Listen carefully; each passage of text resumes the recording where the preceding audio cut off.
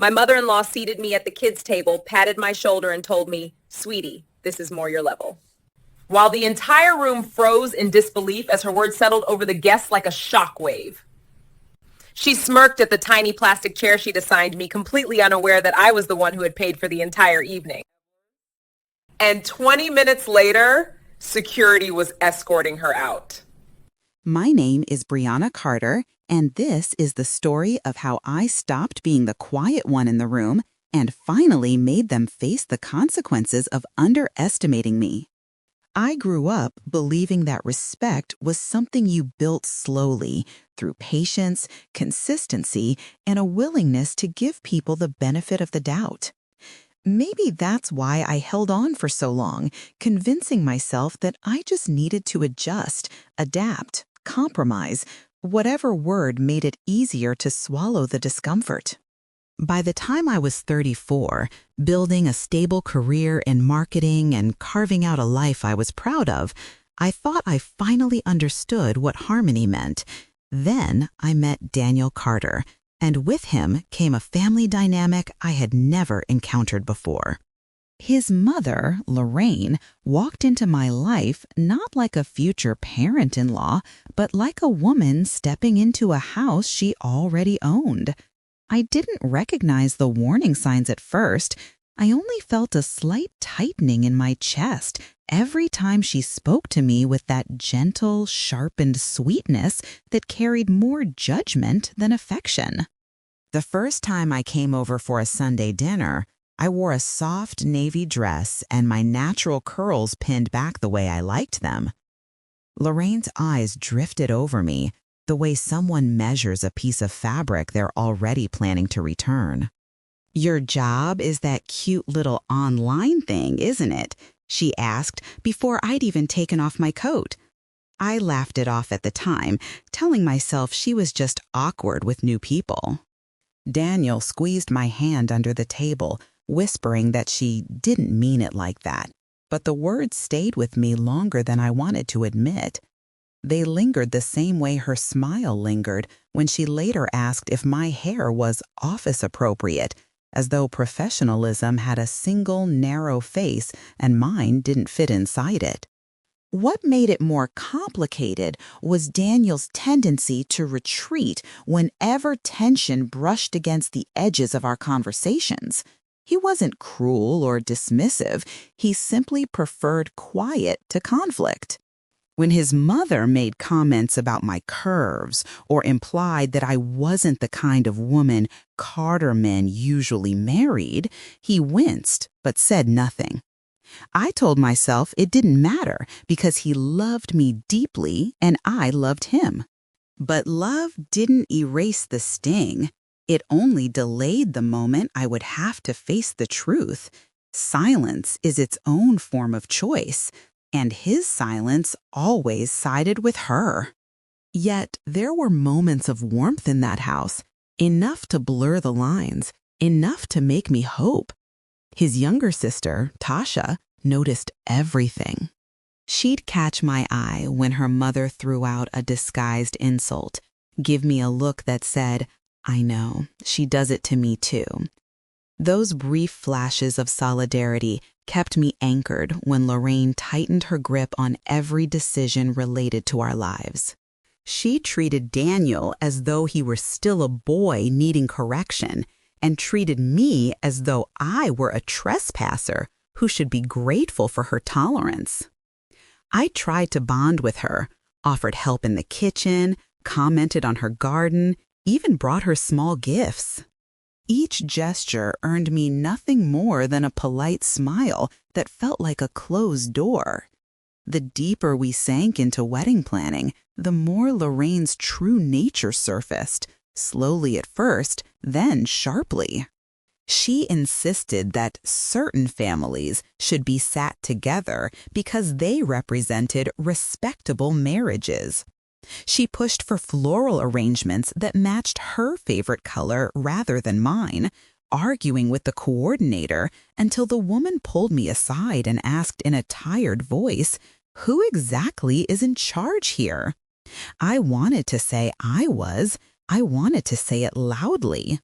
But I felt cornered by the thought of Daniel standing between us, torn and exhausted, so I compromised, thinking I was choosing peace, not realizing I was choosing permission. My upbringing taught me to handle conflict privately, calmly, and with careful words, and Lorraine took that softness as weakness. She tested boundaries with a delicacy so precise it almost felt intentional. When she heard that my Aunt Denise would be attending the wedding alone, widowed, with a quiet grace that made her beloved in our family, Lorraine made a comment at dinner about people who bring heavy energy to celebrations. I swallowed my outrage, telling myself this wasn't the moment to cause a scene. Daniel tried to lighten the mood, but even he couldn't deny the cruelty of her remark. Still, he said nothing decisive, and that silence carved a new kind of hollowness inside me. I tried to reason with myself that Lorraine behaved the way she did because she loved her son fiercely and didn't know how to share him. But love wasn't the problem, control was. She inserted herself into every detail, every list, every choice, as if my role was to smile and nod while she orchestrated a wedding she believed she deserved. The coordinator later confided that she dealt with difficult families before, but never one where the mother treated the bride like a temporary inconvenience. The final straw before the seating chart disaster came at a large family barbecue a month before the wedding. I'd brought a dish I'd spent hours preparing, something meaningful from my grandmother's recipes. Lorraine tasted a bite, paused, and said, "It's nice.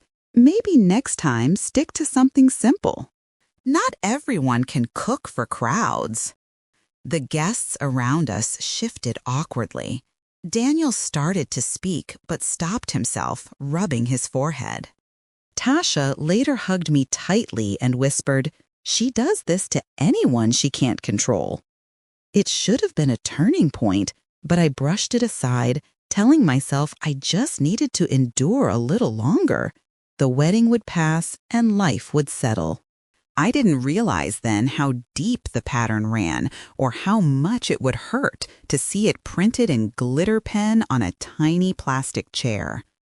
What I understand now, looking back, is that every small insult, every condescending smile, every moment Daniel remained silent stitched itself into a tapestry of warning signs. I ignored them because I wanted harmony so desperately, I was willing to lose pieces of myself for it. Lorraine's superiority was not new. It had been there from the beginning, wearing different masks. I just hadn't wanted to admit that the woman who raised the man I loved had no intention of respecting the woman he chose. By the time the week of the wedding arrived, I was tense but hopeful, exhausted but determined. I believed the day would smooth everything over, that the ceremony would be a bridge between two families that had spent months trying and failing to meet in the middle. What I didn't know yet was that Lorraine had one final move planned, one last sting meant to remind me exactly where she believed I stood in her hierarchy. And when I walked into that reception hall and saw the tiny table, the cartoon place cards, and my name written in glitter like a mockery, I realized all at once how much pain I had swallowed, how many red flags I'd folded into white flags, how long I'd been living in the spaces between who I was and who they expected me to be. I arrived at the venue early enough to catch my breath before the whirlwind of the day swept me up. But the moment I stepped into the reception hall, the air around me seemed to thicken. The soft music playing through the speakers, the glimmer of polished glassware, the delicate flower arrangements, none of it registered because my eyes locked immediately on the small round table near the DJ booth. It was decorated with cartoon-colored place cards shaped like stars and animals. 4 tiny plastic chairs stood around it like props in a daycare classroom. And there, written in sparkly pink glitter across a card, was my name, Brianna. For a second, I genuinely wondered if I was hallucinating from nerves. The coordinator noticed my expression and approached cautiously, her clipboard pressed to her chest. "Is everything okay?" she whispered, her eyes darting toward the table as if she hoped I hadn't seen it. I pointed directly at the glitter card. "What is that?" She exhaled slowly, the way people do when they've been holding in a truth they wish weren't real. "Your future mother-in-law requested a last-minute correction." The word correction felt like a slap. My pulse quickened, but my voice stayed calm. "That wasn't approved by me." She nodded quickly, almost relieved that I understood. "I know, and I'm really sorry."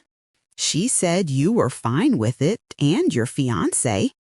Didn't intervene. Before I could respond, I heard a familiar laugh, a laugh I'd learned to brace myself for. Lorraine appeared, flanked by 2 of her church friends, all dressed in matching pastel shades that somehow made their judgment feel even sharper. She walked with the confidence of someone who believed the room belonged to her. "Sweetie," she said as she approached, reaching out to pat my shoulder like I was a child asking for permission to speak. "This is more your level." She gestured proudly toward the tiny table. "You're always joking, taking pictures, being playful. You'll fit right in with the kids." Her friends chuckled politely, the kind of hollow laughter that fills the space where empathy should be. I felt heat blooming across my cheeks as the room slowly quieted. Guests who had been chatting moments earlier turned their heads, their conversations fading into an uncomfortable silence. It was as if everyone collectively held their breath, waiting to see whether I'd smile it off like I usually did or finally break. Daniel emerged from behind a column where he'd been speaking with the groomsmen. His eyes flicked from me to the table, then back to me. He looked horrified, but only for a moment. Then, as if afraid to confront the truth of what his mother had done, he dropped his gaze to the floor. "Mom?" he whispered. "Maybe." But Lorraine cut him off with a dismissive wave. "Not now, Daniel. It's her big day. Let her have a little fun." Something inside me cracked. Not like shattering glass, more like a slow, painful splitting of something that had been under pressure for far too long. I stood there, frozen between humiliation and disbelief. It wasn't just the table. It wasn't just the glitter. It was the culmination of every small insult, every attempt to undermine me, every moment when Daniel chose silence over protection. Lorraine didn't simply embarrass me. She demonstrated her power over me in the most public way possible. Tasha rushed to my side so quickly, she nearly tripped over her dress. "Bree, I swear I didn't know," she whispered urgently. I would have stopped her. She's been bragging about a special surprise, but I thought it was some kind of speech. Her face was pale with anger, and for the first time that morning, I felt a flicker of support strong enough to steady me. Meanwhile, Lorraine stood proudly beside the tiny table, admiring her own handiwork as if she'd created a masterpiece. "Isn't it adorable?" she said to her friends. I told you she'd think it was funny. One of the women glanced at me and quickly looked away, clearly realizing the cruelty of the gesture, but unwilling to challenge Lorraine publicly. I swallowed hard, willing my voice not to shake. "Why would you do this?" I asked quietly, but Lorraine just shrugged. "It's a joke, sweetie. Lighten up. You're too sensitive." Too sensitive? I'd heard that accusation before from people who used emotional manipulation as a shield, from people who knocked others down and blamed them for feeling it. In that moment, I realized Lorraine wasn't confused or misunderstood or overprotective. She was deliberate. The humiliation had 2 layers, just like every wound she ever inflicted. First, the personal sting, the private realization that the woman who raised my fiancé believed I wasn't worthy of dignity. And second, the public display, the choice to embarrass me in front of both families on a day meant to honor me. She had reduced me to a prop in her performance. I stood motionless as guests whispered, exchanging looks of sympathy, confusion, or quiet discomfort. My chest tightened with the urge to scream, to sob, to demand answers. But I had learned long ago that displays of emotion only gave her more ammunition. So I closed my eyes for a breath, swallowing the hurt, letting it settle into a dense, focused clarity. Lorraine grinned, satisfied with what she believed was a victory. That expression, smug, triumphant, self-satisfied, was the spark. For the first time, I didn't feel afraid of her. I didn't feel small. I felt awake. I understood with startling certainty that she expected me to sit at that table and pretend I understood the joke. She thought I would bend, like always. She thought Daniel's silence would keep me in line. She thought she had already won. But I knew something she didn't. She didn't know whose name was on the contract. She didn't know who had paid for the venue. She didn't know that every decision she tried to overturn had been quietly documented, that the staff already saw me, not her, as the client. She didn't know I had power. And that knowledge settled over me like calm water, smoothing itself after a storm. I looked at the coordinator, who stood stiffly beside me, visibly torn between professional composure and personal outrage. "Could you bring me the contract folder?" I asked, my voice steady and low. Her eyes widened, not in confusion, but in understanding. She nodded quickly and disappeared toward her office. Lorraine didn't even notice. She was too busy talking to her friends about how young women today didn't understand tradition. As I waited, Tasha squeezed my hand. "Bree, what are you planning to do?" I didn't answer immediately. Part of me was still processing the shock. Another part, stronger, clearer, was already moving. "I'm done," I whispered. "I'm done letting her decide who I am in this family." And as the coordinator returned holding the thick binder of venue paperwork, as Lawrence continued smugly recounting her prank to anyone willing to listen, as Daniel hesitated on the sidelines choking on guilt he wasn't ready to face, I understood exactly what I needed to do. This wasn't about revenge. Not yet. This was about truth, and I was finally ready to speak it. When the coordinator placed the binder in my hands, it felt heavier than paper and ink. It felt like proof.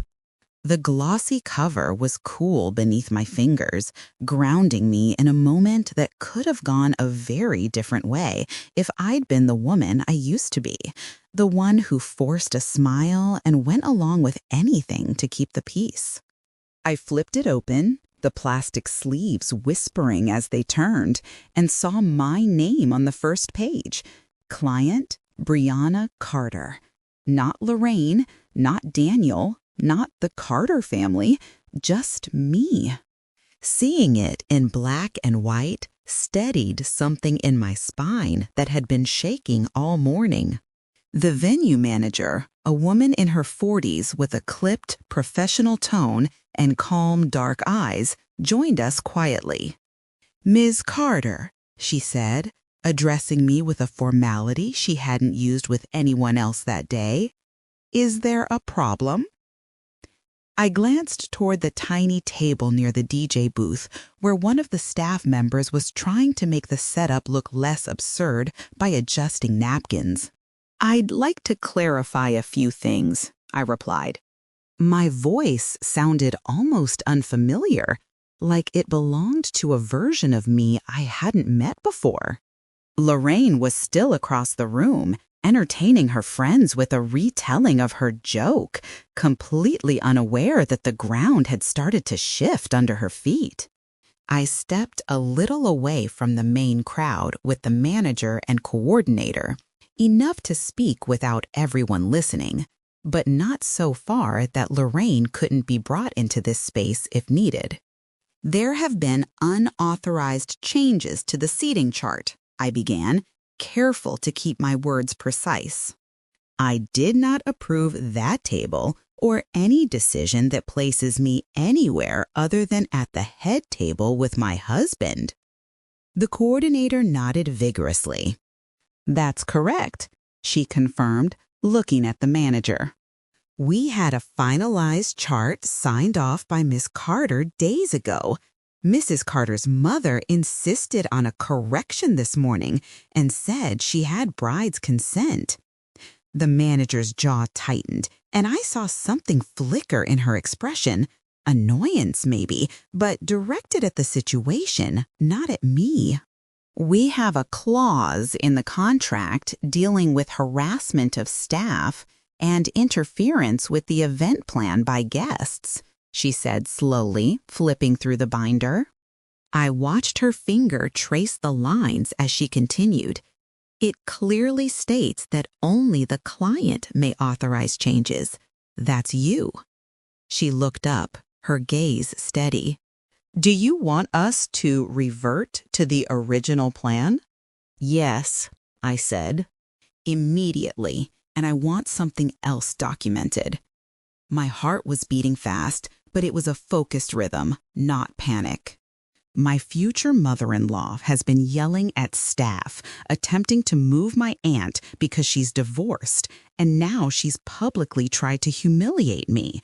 If she causes one more scene, I want the conduct clause enforced. The words tasted sharp and clean. I wasn't asking for permission. I was confirming what I already had the right to do. The manager nodded, her professionalism sliding into something closer to solidarity. "Understood," she said.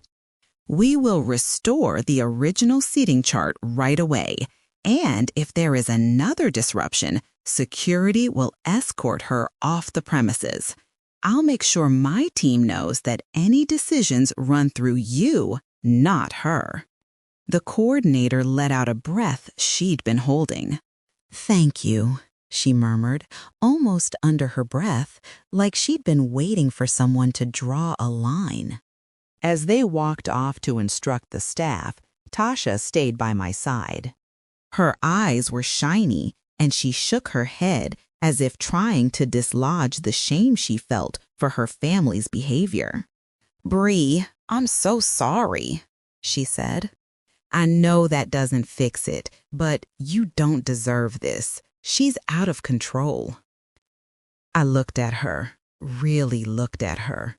A daughter who had grown up under Lorraine's brand of love, wrapping herself in compliance to survive. I believe you, I said gently. And I'm done pretending this is normal. Tasha nodded, swallowing hard. Whatever you decide, she whispered, I'm on your side. Mom's been needing a wake-up call for years. As staff members quietly removed the plastic chairs and cartoon place cards, rolling in another full-size table and shifting place settings back into their original positions, I felt the tension in the room start to ripple. Guests noticed the changes, the hushed conversations between the manager and security, the way the energy shifted from polite anticipation to something more uneasy.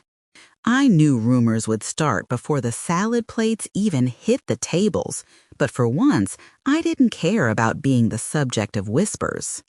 I cared about not being the subject of someone else's cruel joke. For a brief moment, I wondered if I was going too far, if insisting on consequences would fracture the fragile bonds between our families beyond repair. A stray thought flickered in my mind. Maybe I should just let it slide, hold the peace, smooth things over like I always did. But then I remembered the look in Lorraine's eyes when she unveiled the kids' table. It wasn't a misunderstanding. It wasn't a cultural gap. It was a deliberate act to diminish me. And if I let it pass, I would be teaching her and everyone else that there was no limit to how far she could go. As I stood there, my thoughts drifted back to the moment I decided to pay for the venue myself. Months earlier, we'd been sitting at Lorraine's kitchen table going over numbers. She looked at my savings and laughed. "You really think you can handle a wedding like this?" she said. "It's not a backyard party. These places cost real money." The way she said real made my skin prickle, as if everything I'd earned, everything I'd built, was a game to her. That night, after we drove home, I sat in front of my laptop and opened my accounts. I did the math 3 times. I could afford the venue. It would sting, but it was possible. I signed the contract the next day without telling her. I wanted the freedom to make choices without her using money as a leash. Now that decision had become my shield. The only real risk left was Daniel. I found him near the bar, staring at his polished shoes like they held the answers to a test he hadn't studied for. "Can we talk?" I asked. He looked up, guilt written all over his face. "Bree, I didn't know she was gonna do that," he blurted out. "I saw the table and I told her it was too much, but she said you'd laugh, that it was a family joke." My chest tightened. "Did you tell her to change it back?" I asked quietly. He hesitated, and that hesitation said more than any excuse he could have given. "I didn't want to start a fight right before the ceremony," he said finally. "You know how she gets." I stared at him, feeling the familiar exhaustion of always being the one expected to absorb the impact to keep things calm. "You were okay with me sitting at a kid's table at my own wedding if it meant avoiding a fight," I said. It wasn't a question. His shoulders slumped. "I wasn't okay with it," he protested weakly. "I just thought maybe it would be easier to ignore it, fix it later, focus on us today." I almost laughed at the absurdity. "This is us today," I replied. "This is who we are walking into a marriage with, a mother who thinks she owns the room and a husband who's afraid to tell her no." For a moment, I thought he might walk away, overwhelmed by the confrontation he'd spent his whole life avoiding. Instead, he exhaled slowly and rubbed his hands over his face. "What are you going to do?" he asked. There was fear in his voice, but also something else, something like reluctant curiosity, as if he knew the answer would change more than just the seating chart. I held up the binder slightly. "I'm going to remind everyone who paid for this wedding," I said. "And I'm going to make sure your mother understands that her behavior has consequences. I'm not asking you to choose between us today. I'm just refusing to let her keep treating me like I don't matter." Before he could respond, the venue manager approached us again. "Miss Carter," she said, pointedly addressing me first, "we've restored the original seating chart, but there's another issue. Your mother-in-law is demanding that we move your aunt to a different table. She's becoming aggressive." She didn't have to say the rest. I could hear Lorraine's raised voice from across the hall, sharp and insistent. My pulse quickened. This was the moment my plan would be tested. "Where is security?" I asked. "Standing by," the manager replied. "We won't act without your approval." There it was, the line between strategy and action. I squared my shoulders, feeling the weight of every year I'd spent trying to be the bigger person, the one who forgave and overlooked and justified. I wasn't abandoning kindness. I was redefining it to include myself. "If she doesn't stop when you warn her," I said, "escort her out. You have my full permission, and I'll back your report if anyone questions it." The manager nodded once, a silent agreement between two women who understood that peace sometimes requires firm, visible boundaries. As she walked away, Tasha reappeared at my side, having overheard enough to understand what was about to happen. "Are you sure?" she asked softly. I looked at her, at the conflict in her eyes, and nodded. "I'm sure," I said. "I'm done letting her decide who gets to feel small." Tasha swallowed, then gave a short, determined nod of her own. "Then I'm with you," she replied. No matter how loud she screams. I watched as the manager approached Lorraine, binder in hand, security a few steps behind, and for the first time in a long time, I didn't feel like the girl at the edge of the room trying to earn a place at the table. I felt like the woman who'd built the table, signed for the chairs, and had every right to decide who stayed seated. The strategy was no longer silent. It was about to speak for itself. From across the hall, Lorraine's voice cut through the music like a siren. Even before I could make out the words, I recognized the rhythm. Outrage, demand, entitlement. The coordinator stood in front of her like a small barrier against a storm, hands folded in front of her, shoulders tense. Aunt Denise sat at our table, trying to make herself smaller, her eyes fixed on her napkin as if it were the only safe place to look. Guests quieted again, heads turning, conversations thinning into a low murmur. I felt every gaze pull toward the same spot, toward the woman who refused to let anything exist without her approval. "You don't understand," Lorraine snapped, her voice sharp enough to carry. "Divorced women do not belong front and center in family photos. It sends the wrong message. Move her to the back or I'll do it myself." The coordinator spoke in a calm, measured tone that somehow made Lorraine sound even more unhinged. "Mrs. Carter, the seating has been restored according to the client's instructions. We cannot move any guests without her approval." Each time she said "the client," I saw Lorraine flinch, as if the word itself were disrespectful. I watched the venue manager walk toward them with the binder in her hands, security trailing behind at a respectful distance. The two officers didn't look intimidating, just firm, arms folded, posture straight, ready. For a split second, I wondered if this was really happening at my wedding, if I would remember this moment more vividly than the vows or the first dance.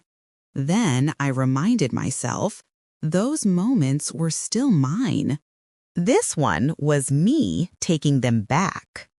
The manager stopped in front of Lorraine and opened the binder to a flagged page, her voice level but unyielding. "Mrs. Carter," she said, "we need to speak with you for a moment."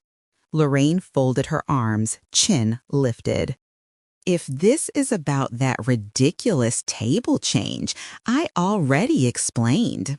The manager cut in smoothly. "This event is paid for and contracted under the name of Miss Brianna Carter. She is the client of record. According to our policy, only the client may authorize changes to seating, decor, or guest placement. Additionally, your behavior towards staff and guests is in violation of our conduct clause." The words landed in the room like a dropped glass. I could practically hear the shatter, followed by a stunned silence. A few people gasped.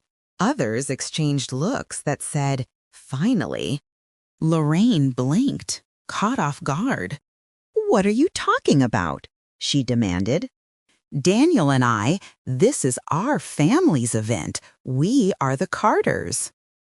The manager turned the binder so she could see the page. From where I stood, I could still see my name in clear print beside the word client. "Your daughter-in-law," the manager said evenly, "is the one who contracted and paid for this event. You are here as her guest." For the first time since I'd met her, Lorraine genuinely looked confused, like the world had shifted without her consent.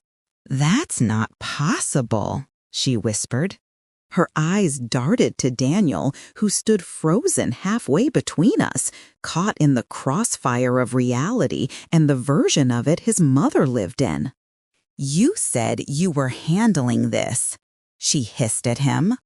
He opened his mouth, then closed it again, the truth catching in his throat. I stepped forward before he could choke on it.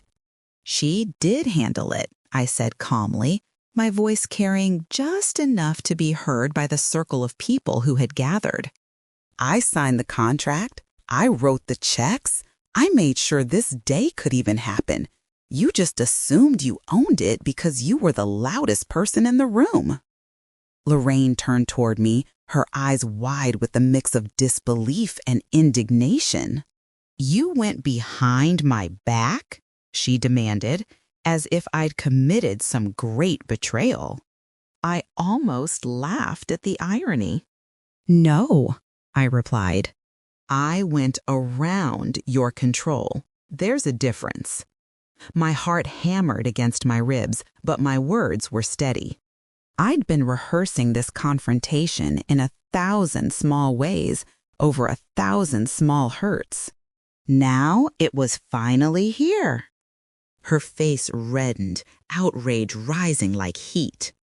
"How dare you speak to me like that on my son's wedding day?" she snapped. "After everything I've done for this family? After all the standards I've tried to uphold?" I took another step closer, feeling the eyes of both families on us, some anxious, some captivated, some quietly relieved. "This is my wedding day too," I reminded her. "And your standards seem to revolve around who you're allowed to humiliate. You sat me at a kid's table. You tried to exile my aunt because she doesn't fit your perfect picture. You've disrespected me at every turn and expected me to smile while you did it. That ends here." She looked around, searching for an ally, but found only a sea of uncomfortable faces. Even her church friends shifted, suddenly very interested in their clutch purses and programs. Tasha stood a few feet behind me, her arms crossed, jaw tight, making it clear without words whose side she was on. Daniel stared at the scene, torn open, realizing how visible his mother's cruelty looked now that it had an audience. Lorraine lifted her chin, doubling down. "You're blowing things out of proportion," she insisted. "It was a joke. Everyone knows you can't take a joke. Maybe if you weren't so sensitive, we wouldn't be having this conversation." I felt something like a final thread snapping inside me.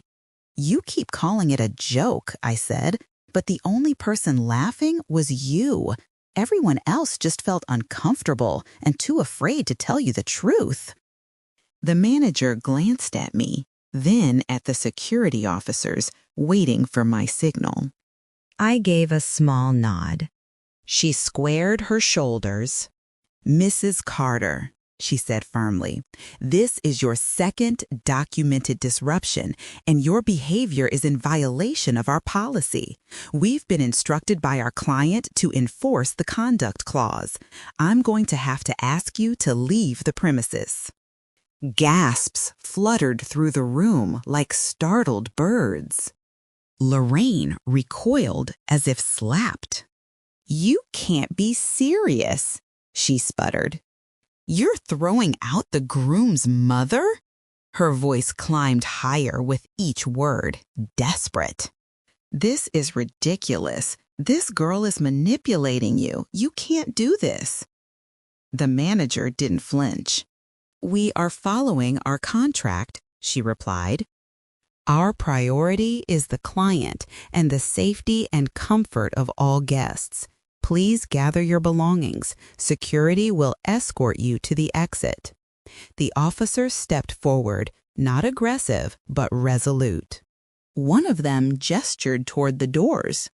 "Ma'am, we'll walk with you," he said. Lorraine turned to Daniel, eyes blazing. "Are you going to let them do this to me?" she demanded. The entire room seemed to tilt toward him, waiting. For once, he didn't look away. He looked at me. I didn't say a word, didn't plead, didn't threaten. I just held his gaze and let him see every moment of pain, every humiliation, every time he'd asked me to tolerate what should never have been acceptable. He swallowed hard, then spoke in a low, strained voice. "Mom, you went too far," he said. "I told you not to do this. I asked you to respect her. You didn't. I'm not going to stop them." The silence that followed was louder than any argument. Lorraine stared at him as though she didn't recognize the man standing there. Then she laughed, a brittle, disbelieving sound. "You're choosing her over me," she said. "On day one." Her eyes cut back to me, narrowing into a look that promised she'd remember every second of this. "You think you've won, don't you?" I shook my head slowly. "This isn't about winning," I replied. "This is about finally refusing to lose myself." She tried once more to pull rank, throwing out threats about family, loyalty, what people would say at church, how this would follow us for years. But the momentum had shifted. The more she spoke, the clearer it became that she wasn't a victim of some overreaction, but the architect of a pattern no one was willing to accommodate anymore. The officers gently guided her toward the doors as she sputtered and protested, her voice echoing down the hallway even after she disappeared from view. As the doors closed behind her, the room remained suspended in stunned quiet for a few beats. Then the manager turned to me. "Miss Carter," she said, "would you like us to give everyone a moment, or should we resume the program?" I looked around at the faces. My family, Daniel's relatives, friends from work, people who had just watched a family hierarchy tilt on its axis. I could feel their questions, their discomfort, their curiosity. But beneath all of that, I felt something else: space. Space I hadn't had since this whole process began. "Let's continue," I said. "We didn't come here for her drama. We came here to celebrate a marriage." The DJ, who had paused the music at some unspoken cue, nodded and adjusted his equipment. Soft music rose again, tentative at first, then warmer. The staff moved efficiently, finishing adjustments to the tables. The cartoon place cards were gone. The tiny chairs had vanished as if they'd never existed. I returned to my seat at the head table next to Aunt Denise, who looked at me with tear-glossed eyes. "You didn't have to do all that for me, baby," she murmured. I smiled and shook my head. "I didn't do it just for you," I said. "I did it for every time someone tried to make us feel like we were less." She squeezed my hand, her fingers trembling. "Your grandmother would be proud," she whispered. Tasha slipped into her seat nearby, leaning toward me. "I've never seen anyone stand up to her like that," she said quietly. "Not once. Not even my dad." There was awe in her voice, but also grief for the years she'd spent under Lorraine's thumb. Maybe now she'll have to look at herself. I wasn't sure Lorraine was capable of that kind of reflection, but I hoped the ripple effect of this moment would reach further than just her. As we moved into the next part of the evening, the speeches, the toasts, the ritual of shared joy, I felt lighter, but not in a shallow way. It was the kind of lightness that comes after setting down a weight you didn't realize you'd been carrying for years. People approached me between courses, some to offer quiet congratulations, others simply to hug me without words. An older cousin of Daniel's shook his head and said, "It was about time somebody did that," with a tired smile. The story of what happened would travel, mutate, and be retold at family gatherings for years. But for once, I wasn't afraid of how it would sound. When Daniel finally sat beside me again, he looked worn out, his eyes shadowed with the effort of watching two worlds he loved collide. "I'm sorry," he said softly. "For all of it. For today. For before today. I should have stopped her a long time ago."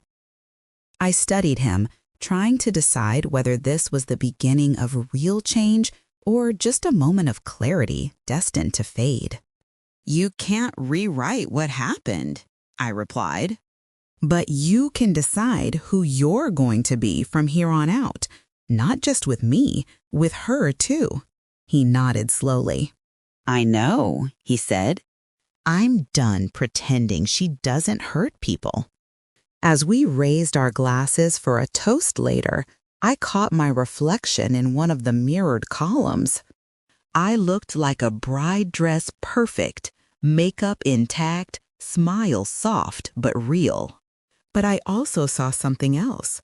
A woman who had finally stepped out of the shadow of someone else's expectations and stood fully in her own space.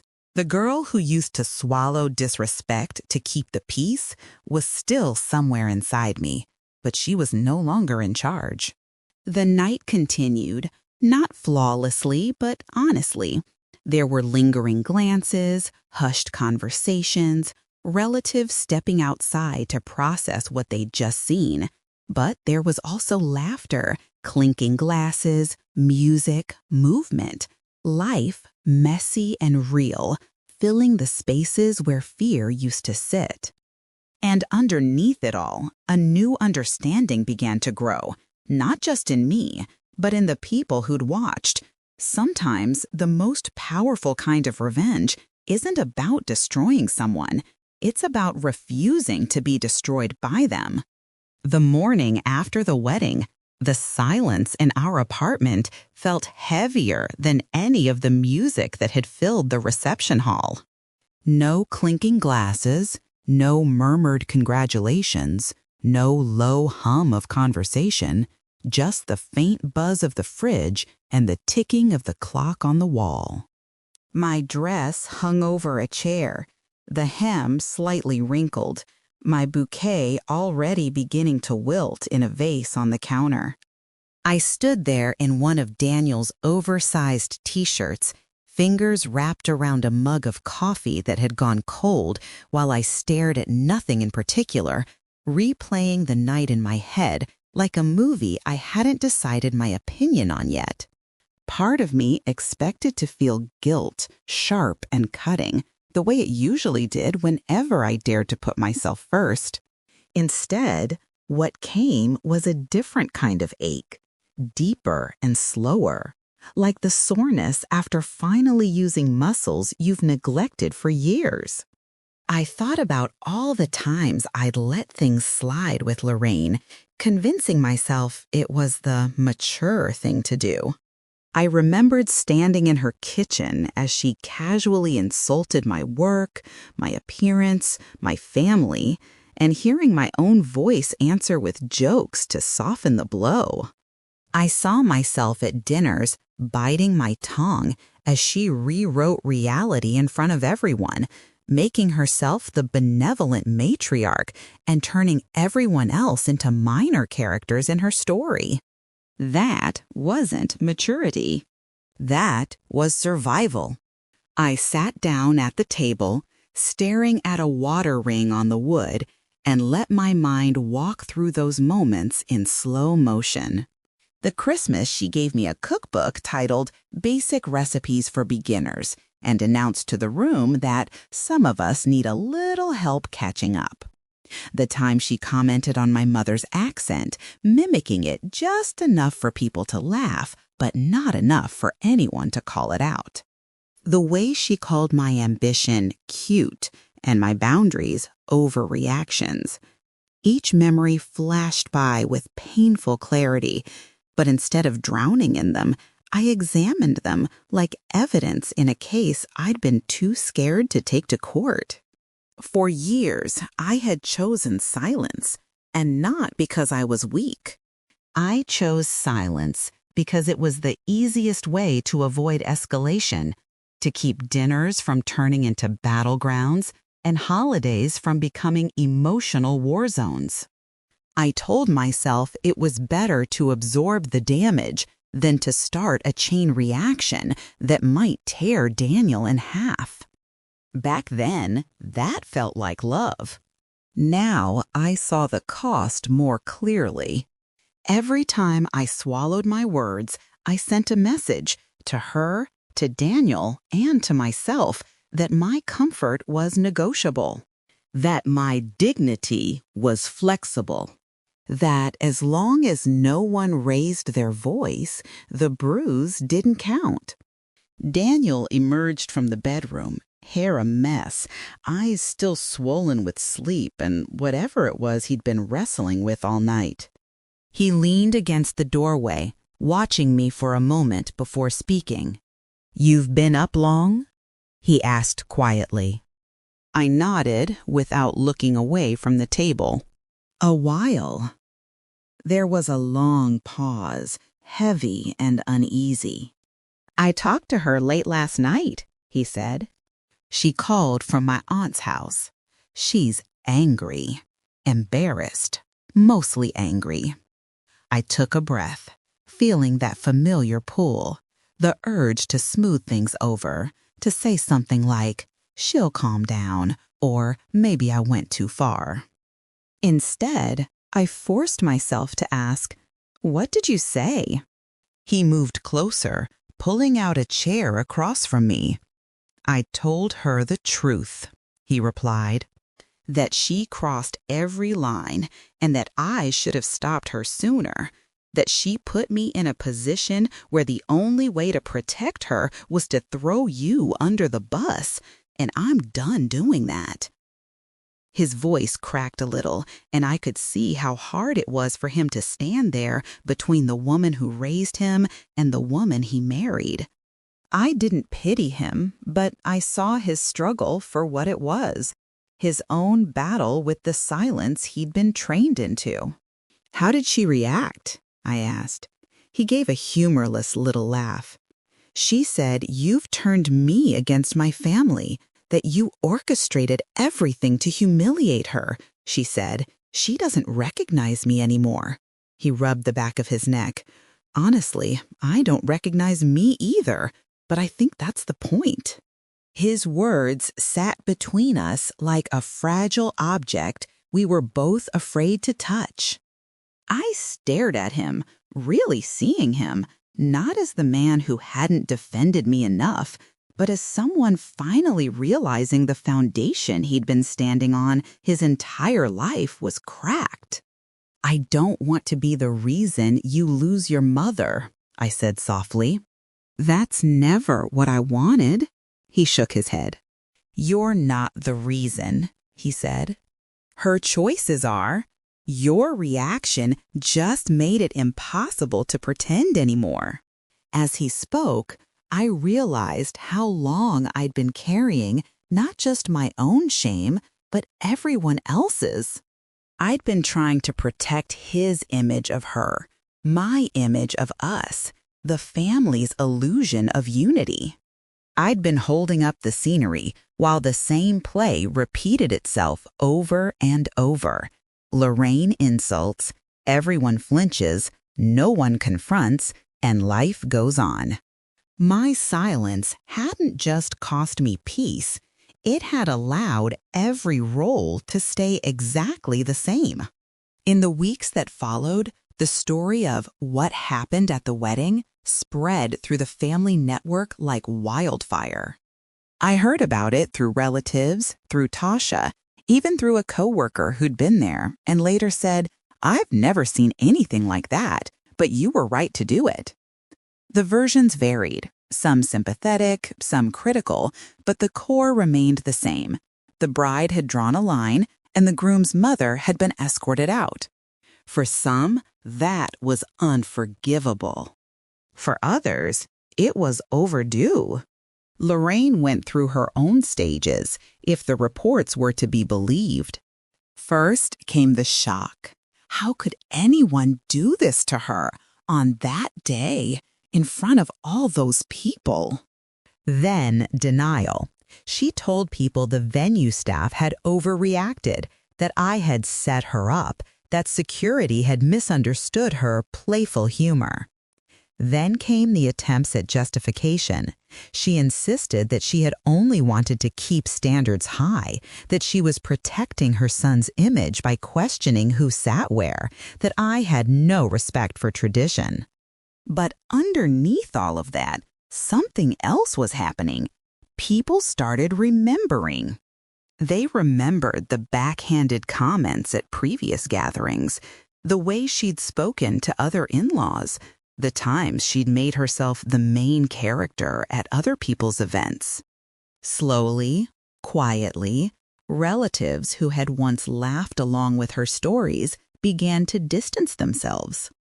Invitations stopped being automatic. Calls became less frequent. At church, I heard, conversations shifted from admiration to unease. "You heard about what happened at Daniel's wedding?" became the opening line to a new kind of gossip, one that didn't flatter her. I saw the cracks forming from a distance, but I didn't celebrate them. Not because she didn't deserve consequences, but because I knew all too well what it felt like to have your world built on something fragile and watch it break. Instead, I focused on the one world I could actually rebuild, my own. Inside me, a different kind of reckoning was taking place. I replayed moments when I'd chosen silence and let myself feel the full weight of them without flinching away. The time she implied my father was lucky to have found stable work despite his background, and I changed the subject. The night she claimed, in front of everyone, that I didn't understand real family values because my parents encouraged me to move across the country for my career. Each time I'd told myself I was being strong by letting it pass. Now I understood that strength isn't just the ability to endure pain. It's also the ability to refuse it. There was a night a few weeks after the wedding when I lay in bed staring at the ceiling, and the thought came to me with startling clarity. My silence used to keep me safe. It gave me a way to move through hostile spaces without turning every room into a battlefield. But somewhere along the line, it stopped being armor and became a cage. It stopped protecting me and started shrinking me. By the time I stood in that hall with the binder in my hands, silence wasn't shielding me from anything. It was only protecting other people from the discomfort of their own behavior. That realization was the pivot. It's one thing to know someone else has done you wrong.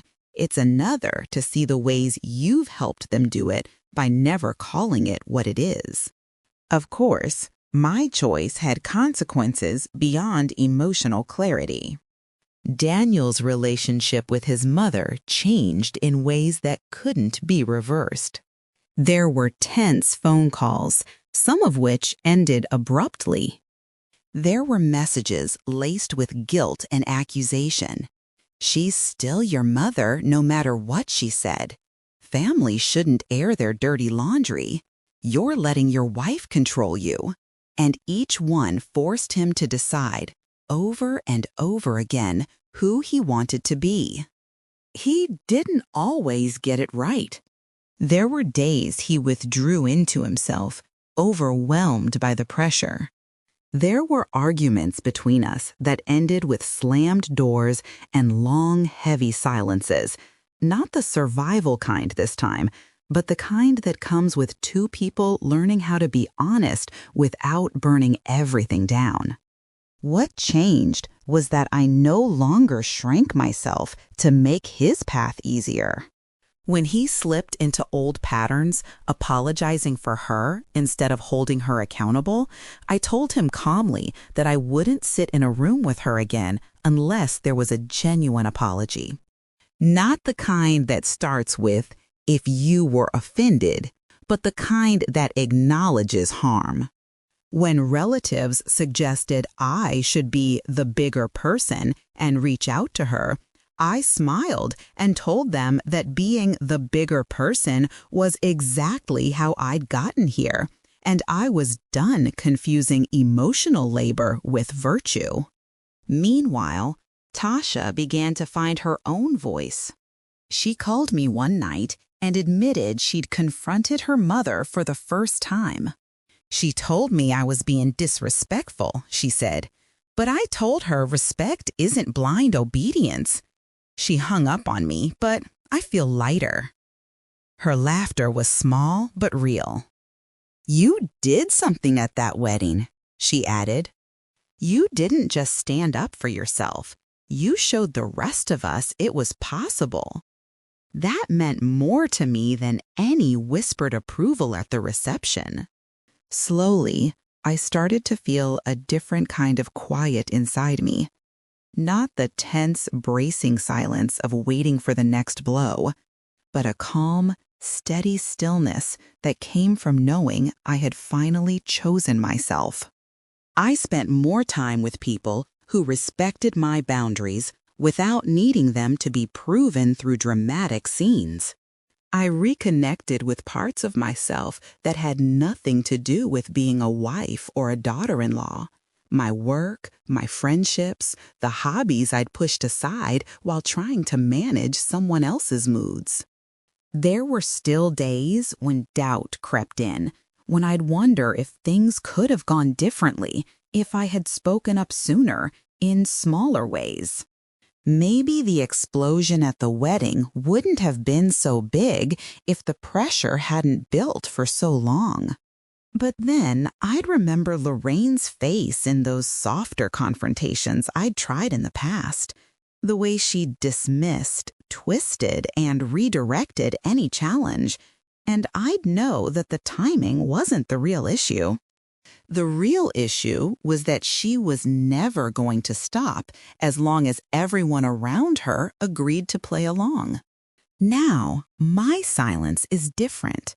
When I choose not to respond to her messages, not to pick up a call I know will be another performance, not to attend a gathering where my presence will be used as proof that everything is fine, that silence is not surrender. It is a boundary. It is me saying, I will not stand in front of your behavior and call it love. Sometimes I think back to that tiny plastic chair, the glitter place card with my name written like a joke, the hush that fell over the room when she patted my shoulder and said, "This is more your level." That chair was never about the table. It was about where she believed I belonged, beneath her. Walking away from that chair, standing beside the contract with my name on it, and watching security escort her out wasn't just about that night. It was about stepping out of every small, cramped version of myself I'd been pressured into for the sake of someone else's comfort. My wedding day didn't unfold like a fairy tale, but in a way, it did something better. It stripped away the illusions. It forced everyone, me, Daniel, his family, to see who we were when the script fell apart. And when the dust settled, I didn't see a villain and a victim. I saw a woman who had spent her life wielding control like a weapon, and another woman who finally refused to be her target. I can't change Lorraine. I may never get the apology I deserve. There will always be people who think I went too far, that I should have suffered in silence for the sake of family unity. But I know this. I walked into that marriage with my eyes open, my voice intact, and my boundaries drawn clearly on paper and in my heart. And for the first time in a long time, when I look in the mirror, I don't see someone who held her tongue so others could feel comfortable. I see someone who chose herself and understands that sometimes the loudest revenge is not in how you break someone else, but in how you refuse to let them break you.